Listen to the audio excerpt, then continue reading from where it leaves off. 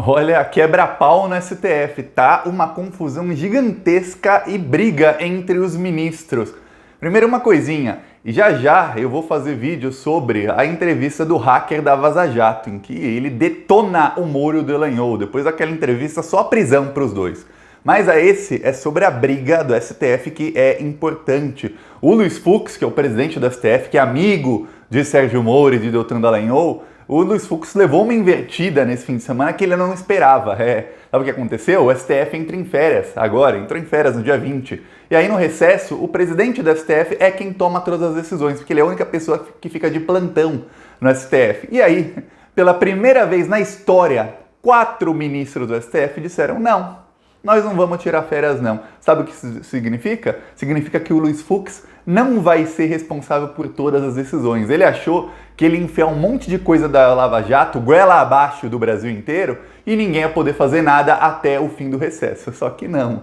O Gilmar Mendes, o Lewandowski, que são da ala contra a Lava Jato, o Alexandre de Moraes, que também é dessa ala, e o Marco Aurélio de Mello, eles decidiram que não vão entrar de férias. Então, toda vez que sair alguma decisão, em vez de cair diretamente nas mãos do Luiz Fux, vai ter que ser sorteado entre os 5. Então, a chance do Luiz Fux ferrar alguém, ou dele tomar alguma decisão que seria pró-Lava Jato, agora é muito menor a chance dele. Aí você fala, nossa, já é confusão suficiente, porque ó, isso é a retaliação de coisas que o Fux fez. Fala, é confusão suficiente? Não, tem mais. O ministro indicado pelo Bolsonaro, Cássio Nunes, fez uma mudança monocraticamente, quer dizer, decisão dele, sem colocar para votar.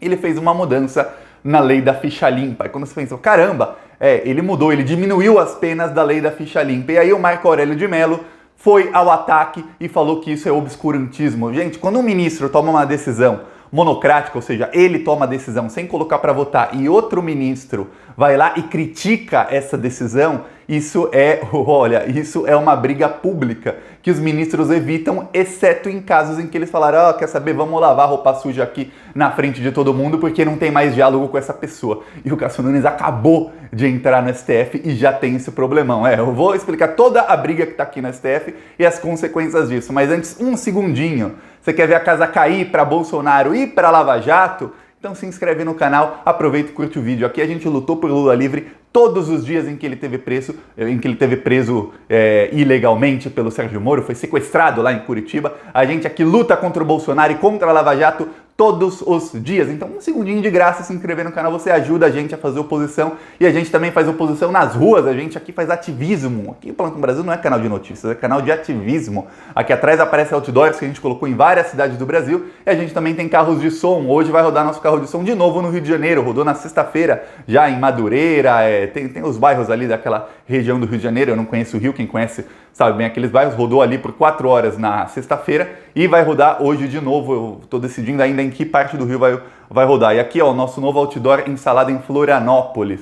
Olha só, sem vacina, sem emprego, mas com inflação, corrupção, fora Bolsonaro. Quem quiser ver, tá no Trevo da Seta, em Florianópolis. Quando o nosso carro de som rodar em Florianópolis essa semana, eu vou mandar o carro de som filmar o outdoor. Aí vão ser as nossas duas ações, carro de som e outdoor ao mesmo tempo. Quem quiser ajudar com as ações do canal, nosso Pix é apoie@plantãobrasil.net ou embaixo do vídeo tem um botão Seja Membro. Você clica em Seja Membro e pronto, você já está ajudando as ações contra o desgoverno Bolsonaro.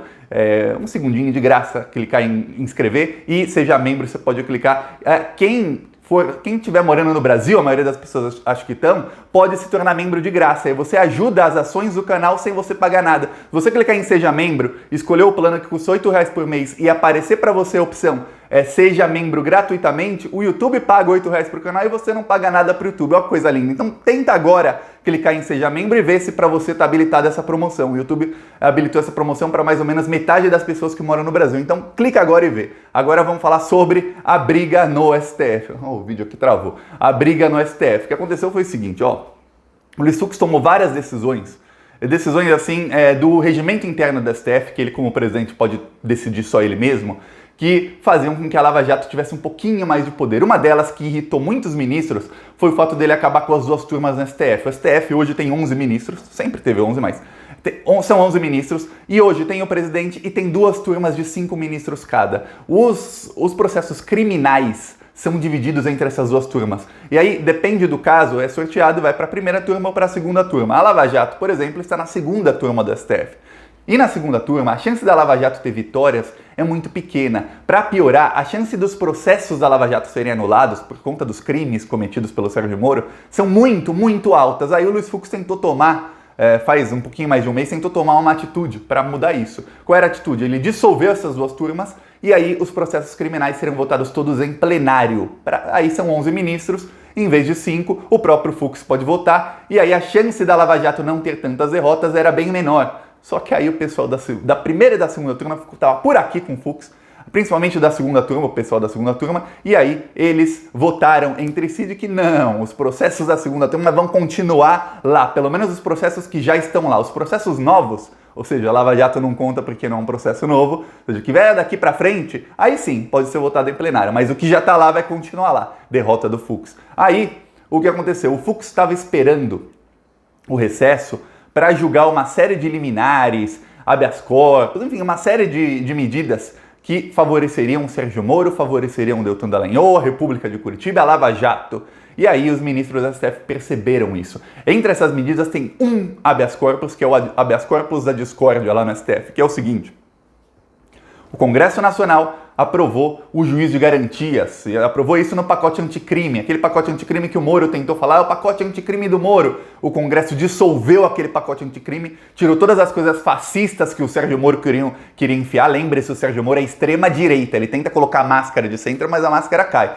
Tirou o excludente de ilicitude, tirou um monte de coisa que fazia com que a polícia podia matar gente, enfim, o Estado fascista que o Moro e o Bolsonaro queriam foi dissolvido ali e ainda enfiaram o juiz de garantias, que é uma coisa que existe, veja bem, existe no mundo inteiro. Eu estava vendo outro dia um vídeo em inglês de um jurista inglês tentando explicar para os norte-americanos como é que é no Brasil que não existe juiz de garantias. E aí aparecia, sabe essas palestras que o cara tá falando, de vez em quando aparecem as pessoas assim, prestando atenção na plateia, os rostos das pessoas assim, como não existe juiz de garantias no Brasil? É assim que a comunidade europeia, os norte-americanos, quando ficam sabendo desse descalabro que só existe no Brasil, ficam, meu Deus, juiz de garantias é o seguinte, imagina que tem uma investigação, processo, aí quando tem um processo, eu vou dar o exemplo da Lava Jato, o Deltan Dallagnol estava em conluio com o Moro, vamos supor que não tivesse. Tem um youtuber cirista que adora falar em teorias da conspiração. Ele falava que era a teoria da conspiração. Isso de que a Lava Jato perseguia o PT. Ele fala que tem uns blogs pagos pelo PT que disseminam a teoria da conspiração. Aí veio a Vaza Jato, ele teve que engolir, ficou engasgado aqui, se ferrou. Aí o que acontece é o seguinte, vamos supor que era a teoria da conspiração mesmo e não tivessem em conluio, que não existisse Vaza Jato e que eles eram honestos. Aí o Deltan Dallagnol quer investigar o Lula. Ele fala, eu quero quebrar o sigilo fiscal e bancário do Lula. O que ele tem que fazer? Ele tem que fazer um documento, uma petição para o juiz no caso era o Sérgio Moro, falando, pelos motivos tais, isso e isso, eu quero quebrar sigilo fiscal e bancário dessa pessoa. Posso? O juiz vai analisar os motivos, vai analisar o pedido e vai falar pode ou não pode. Tem juiz que fala, não pode. Para que você quer isso? Não é para fazer isso.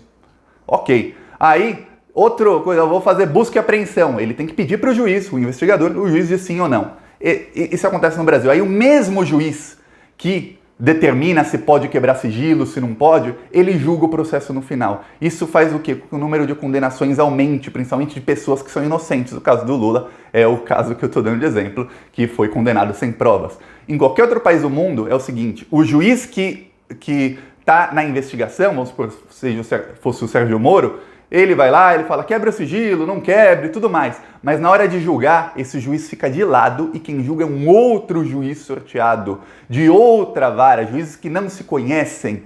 E por quê? Porque aí esse outro juiz pega o processo, ele vai ter lá as provas da defesa, as provas da acusação, e ele vai ser imparcial no processo. A chance dele ser imparcial é muito maior do que a chance do juiz. Isso foi provado, tá? Isso foi provado na Europa, que o juiz que conduz o processo, ele tende a condenar mesmo quando o réu é inocente. Então isso provado lá. Aí o Congresso aprovou o juiz de garantias. Ok, veio o Luiz Fux e colocou uma liminar, ele deu uma liminar suspendendo o juiz de garantias, e como ele é presidente do STF, é ele quem escolhe quando vai para a pauta isso, sabia disso? E aí o que aconteceu? Tem um habeas corpus que advogados, juristas renomados no Brasil enviaram faz 2 dias para o STF, que é o habeas corpus da discórdia. Esse habeas corpus pede uma série de medidas, soltura de algumas pessoas, anulação de processos de outras, baseado no juízo de garantias. Porque nesse momento o juízo de garantias já foi aprovado e já está valendo, só que não está sendo usado por conta de uma liminar do Supremo Tribunal Federal. É o Supremo Tribunal Federal passando por cima do Congresso para anular uma coisa que foi aprovada e foi sancionada pelo presidente. Isso, inclusive, foi motivo de briga entre o Bolsonaro e o Moro, porque o Moro queria que o Bolsonaro vetasse. E o Moro deu a palavra dele, porque ele falou com o Bolsonaro falou, pode aprovar isso que eu vou vetar. Porque se fosse retirar isso do projeto no Senado, ia ter que voltar para a Câmara, esse projeto anticrime nunca ia ser sancionado no fim. Ia ficar, vai para a Câmara, vai para o Senado, vai para a Câmara, e ia acabar não sendo aprovado. E aí o Moro deu a palavra dele para 40 senadores de um grupo chamado Muda Senado, dizendo, não, o Bolsonaro vai vetar. Chegou na hora, o Bolsonaro não vetou. Quer dizer, foi aprovado pelo Congresso e sancionado pelo presidente da República. 2 poderes aprovaram o juízo de garantias e um ministro do STF suspende tudo e aí cria esse limbo jurídico. Vários processos hoje estão sendo conduzidos ilegalmente. E aí esse habeas corpus, o Fux achou que ele que ia julgar. O habeas corpus que é contra liminar dele mesmo. Aí o que acontece? 4 ministros do STF falam, não, a gente não vai sair de férias, vamos ver quem vai julgar isso. O correto seria que fosse julgado pelo Gilmar Mendes, porque esse tipo de caso, o relator é o Gilmar Mendes, mas o Fux vai tentar sortear para ele ter uma chance pequena de cair com ele. Eu já tenho quase certeza disso, mas os ministros estão por aqui com o Luiz Fux, nem falam com ele mais, é isso que está acontecendo. Paralelo a tudo isso, o Cássio Nunes, isso é uma briga do STF. Tem outra, o Cássio Nunes mudou a regra da lei da ficha limpa. A lei da ficha limpa é aquela lei que não foi usada para ninguém. Todo mundo concorre com liminar. Eu fui condenado em segunda instância, entra no TSE, o Tribunal Superior Eleitoral, dá uma liminar para o cara mesmo condenado conseguir concorrer à eleição, o nome dele aparecer na urna, ele poder assumir, muita gente assumiu e terminou o mandato sendo ficha suja. Eu dou o exemplo do Michel Temer, que era ficha suja quando deu o golpe na Dilma. Ele já tinha acabado de ser condenado em segunda instância. Ficha suja e foi presidente.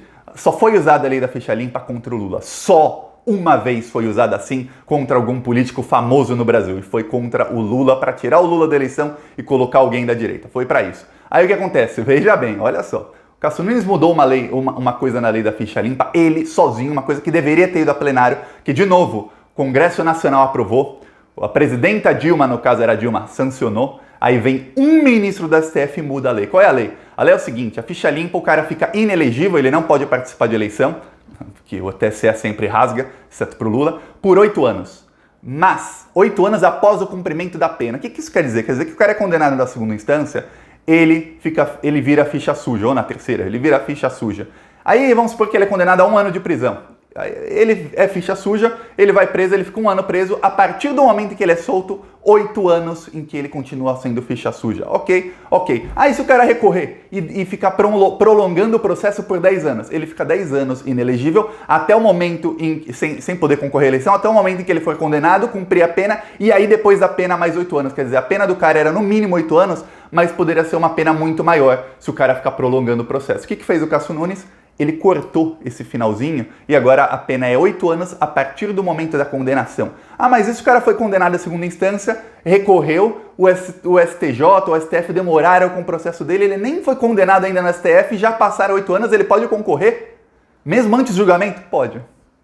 É isso que o Cássio Nunes mudou, ele diminuiu a pena. Na prática, ele diminuiu muito a pena do caso da ficha limpa, da ficha suja. E aí, o ministro Marco Aurélio de Mello, que podia resolver isso internamente, não o fez. E quando um ministro do STF resolve dar bronca no outro publicamente, é porque tem rixa aí. Rixa, não tô dizendo Beto Richa não, que é um dos maiores beneficiados, aliás, dessa mudança na lei. Tem rixa entre os dois, tem grupos no STF divididos e eles estão se batendo. O Marco Aurélio de Mello falou que quando um ministro passa por cima do Congresso, isso é obscurantismo e que isso é ruim para a democracia, enfim, falou um monte. Ele falou um monte do Cássio Nunes que acabou de chegar no STF. Então, um cara que acabou de chegar, ele podia falar uma coisinha, outra não. Resolveu sair na briga. O mesmo Marco Aurélio de Mello que brigou com o Luiz Fux. Faz cerca de 2 meses, lembra que o Marco Aurélio de Mello mandou soltar o chefe do PCC, se eu não me engano, um dos chefes, por causa também de um artigo do pacote anticrime que o Marco Aurélio de Mello entendeu completamente errado de propósito, só para soltar o cara? Então, é isso. Tá uma briga danada no STF, tem o grupo dos lavajatistas que está cada vez mais isolado, o Marco Aurélio de Mello no meio atirando para todos os lados e tem o grupo anti-Lava Jato e eles estão se batendo. A gente não sabe quais são os próximos episódios. Mas na esteira disso tudo, tem o fato de que o STF vai ter que decidir nesse ano sobre várias coisas. Nesse ano eu digo 2021, como por exemplo, a restabelecer os direitos políticos do Lula, que deveria ser a maior luta da esquerda. Eu vejo gente da esquerda que finge que não tem problema disso.